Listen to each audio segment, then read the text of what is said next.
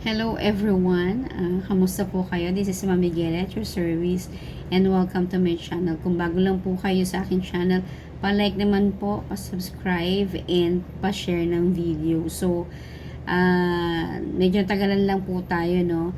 Ito yung ating first vlog ngayon 2024. So, ito po yung karugtong ng part 8 natin na natagalan lang bago nasundan.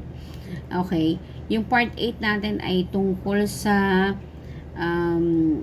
siya sa computation sa Excel. So, gumawa tayo ng format para mapadali ang pamamaraan ng computation. So, may mga nabigyan po tayo ng sample. Sana po nakatulong po yun. Kung may kulang man doon, dagdagan nyo na lang po. At least, meron na po tayong guide. Pero sample lang po yun, ako lang po ang gumawa nun. Pero kung nagustuhan nyo po, sana nagamit nyo po yun sa negosyo nyong lending din.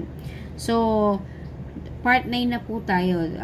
Ang part 9 natin ay difference between the profit at tubo at interest rate. So, yan ang hindi natin na ipaliwanag doon sa part 8. So, ano nga ba yung tubo?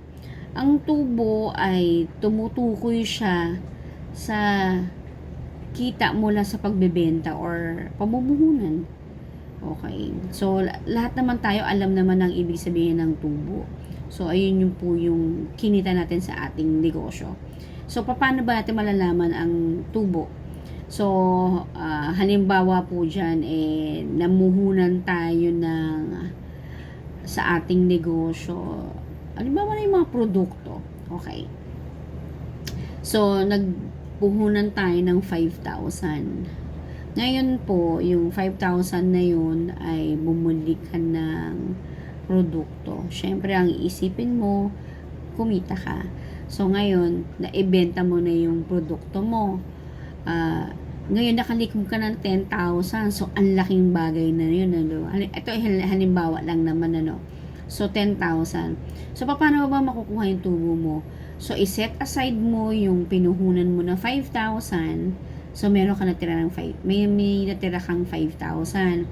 So, ngayon, kailangan, mahalaga talaga na kapag nagnenegosyo ka, may guide ka, may listahan ka na yung mga expenses mo.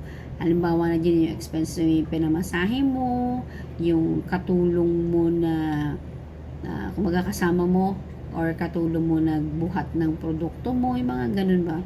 Yung kasama yun, babayaran mo yun, yung taong yun.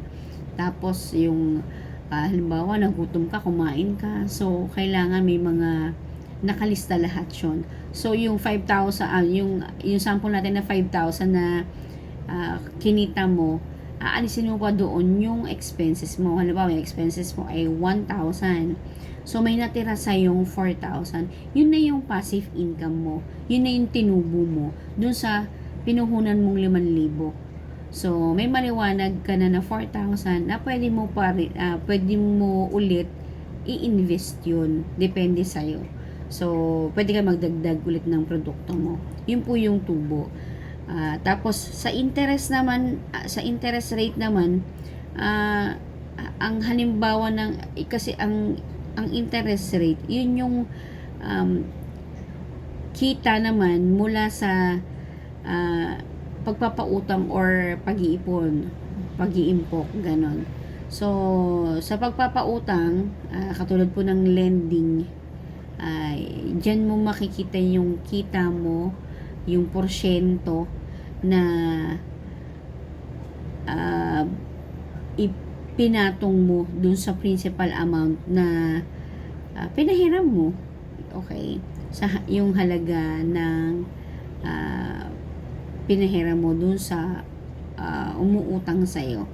So, malalaman mo yung kita mo dun sa ginawa mong term at rate na ibinigay mo dun sa lending mo. Okay. Depende naman sa'yo kung ano yan.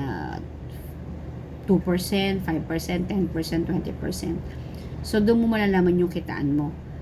Yun yung may mga interest rate. So, sa bangko naman, Halimbawa, kasi ang bangko naman,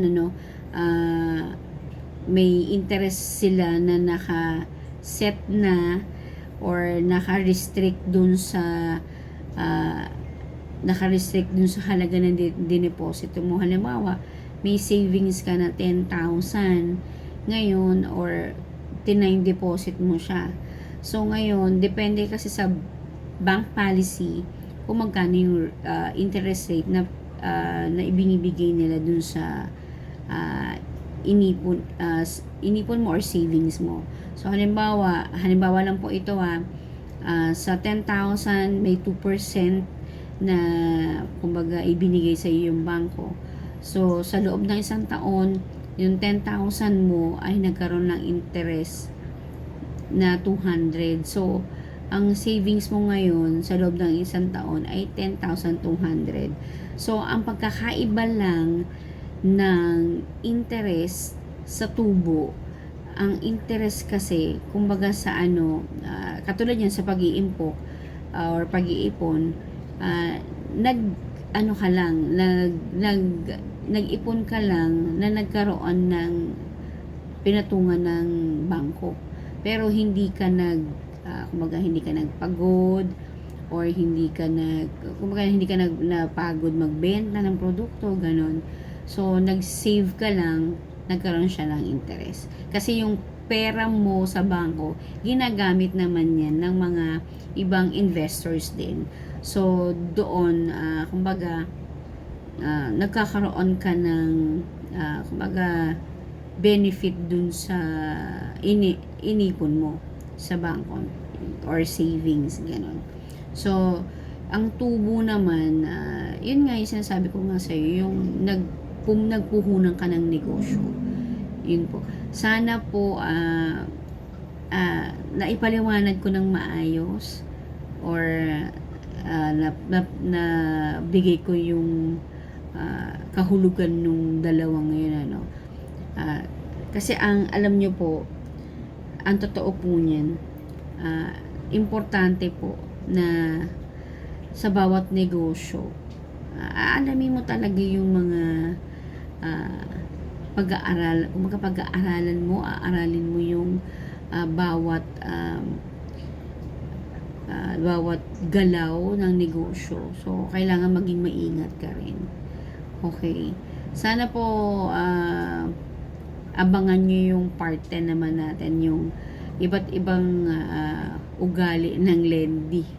So magbibigay din po tayo ng mga tips dyan. So magandang gabi po. Salamat.